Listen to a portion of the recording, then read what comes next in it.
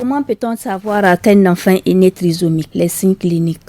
Bon, d'abord, avant même la naissance, il y a des examens qu'on peut faire pour détecter cette pathologie, cette anomalie génétique, notamment à l'échographie. Il y a des signes qui peuvent permettre de diagnostiquer cette maladie avant même la naissance.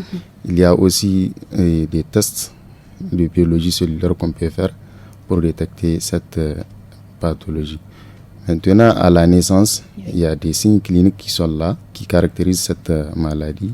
Notamment, à la naissance, l'enfant il a une hypotonie musculaire. Les muscles, comme si les muscles ne sont pas bien développés, ça c'est le premier signe. Il y a la malformation au niveau du visage, le visage mongoloïde comme on l'appelle. Et il y a les oreilles qui peuvent être un peu plus bas, insérées, il y a la nuque qui est plate. Tout ça là, c'est des signes clinique de cette pathologie, cette malformation, si on peut l'appeler ainsi. Est-ce que la trisomie à 21 est une maladie? Oui, c'est une maladie, mais plutôt une malformation, parce que c'est une malformation du gène. Moussa Abdou, vous êtes psychologue. Est-ce que vous avez d'autres informations à ajouter par rapport donc à cette anomalie, la trisomie 21? Et effectivement, je voudrais ajouter le cas où le docteur a évoqué que c'est une malformation, c'est une maladie, donc on peut le mettre dans le registre d'une maladie. Mais le concept qui fait en sorte qu'on ne peut pas guérir, donc c'est quelque chose qu'on ne peut pas guérir. Donc si on ne peut pas le guérir, donc je pense qu'on peut éviter de parler de maladie pour vraiment venir à un stade d'handicap, que c'est un handicap qui survient chez l'enfant, donc dès à la naissance, mais on n'a aucune possibilité de guérison. Et c'est des enfants, comme il dit, qui se ressemblent beaucoup. Quand on les voit, ils ont presque les mêmes visages.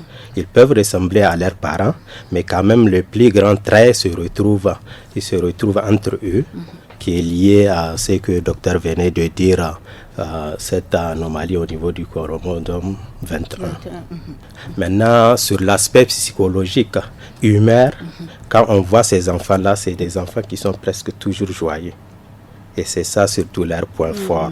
Ils sont souriants, tout le temps heureux et tout le temps qui se rapprochent, même si c'est un étranger, ça ne les gêne pas, ils se familiarisent très rapidement avec eux et ils sont un peu vraiment très comiques. Et quand même on est détressé, quand on les rencontre souvent, on serait obligé de sourire un peu. Donc c'est ça leur point fort vraiment. Madame Bachir, vous l'avez expliqué dans votre intervention que ce sont les parents qui transmettent au moment de la conception 46 chromosomes qui constituent par ailleurs un soubassement génétique. Alors, peut-on détecter la trisomie chez le fœtus dès le début de la grossesse? Et avant même la naissance, donc en consultation prénatale, il y a des pays où le test pour la détection de la trisomie 21 est systématique.